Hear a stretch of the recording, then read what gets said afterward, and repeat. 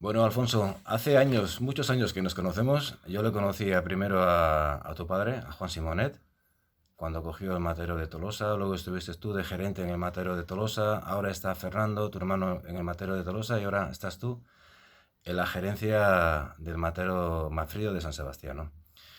Después de esta, bueno, experiencia familiar, de trabajo, ¿qué valoración haces del subsector de la carne y del mundo, bueno, del baserritar en Tolosaldea y de la relación? En una palabra, ¿qué futuro le ves al sector primario en Euskadi en relación al mundo de la carne? Pues sí, Nico, son casi ya 30 Que nos años conocemos. que nos conocemos en el sector, en los mataderos, con los carniceros, con los baserritarras. Y el futuro del sector, sobre todo el productor del baserritarra, negro no, negrísimo. Y lo curioso es que hace 30 años cuando empezamos, los diferentes operadores del sector, carniceros, baserritarras, ya decían, hay que empezar a tomar medidas porque el futuro está muy complicado. Han pasado 30 años y lo de atrás nos parecía el paraíso. O cómo se Mm. sacrificaba, cómo se comercializaba.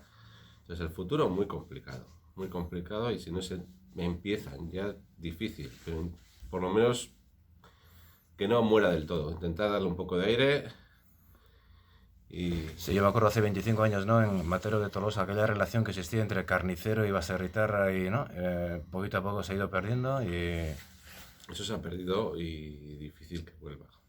Muy complicado. Lo que hay que intentar es ayudar, yo creo que al Baserritarra, que es el que de alguna manera garantiza la calidad o lo que presumimos de nuestro país, de que tenemos unos productores pequeños, más ecológicos no puede haber, y transmiten una sensación de calidad Y de honestidad y de también, ¿no? honestidad Y de ética también, ¿no? y de ética, exactamente.